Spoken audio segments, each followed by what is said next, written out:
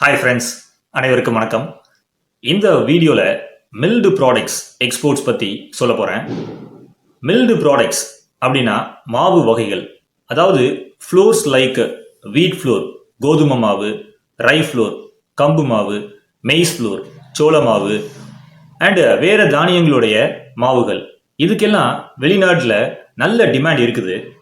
2022-23 பீரியடில் 2223 கோடிக்கு இந்தியாவில் இருந்து ஃபாரின் கண்ட்ரீஸுக்கு ஏற்றுமதி செய்யப்பட்டிருக்குது.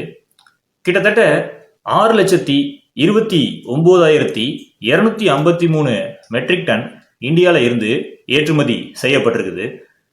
நீங்கள் ஃப்ளோர் மில்ஸ் வச்சுருந்தீங்கன்னா லோக்கலில் உங்கள் ப்ராடக்ட்ஸை விற்பனை செய்கிற மாதிரி ஃபாரின் மார்க்கெட்டில் ஏற்றுமதி செய்கிறதுக்கும் நீங்கள் முயற்சி பண்ணலாம்.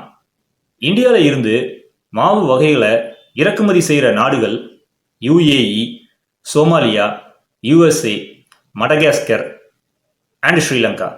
இந்த மாதிரி மாவு வகைகள் ஆறு தானியங்கள் ஏற்றுமதி செய்யணும்னு பிளான் பண்ணுறதுக்கு முன்னாடி அந்த கமாடிட்டியை ஏற்றுமதி செய்கிறதுக்கு எதுவும் தடை விதிச்சிருக்காங்களான்னு தரவாக செக் பண்ணிக்கோங்க.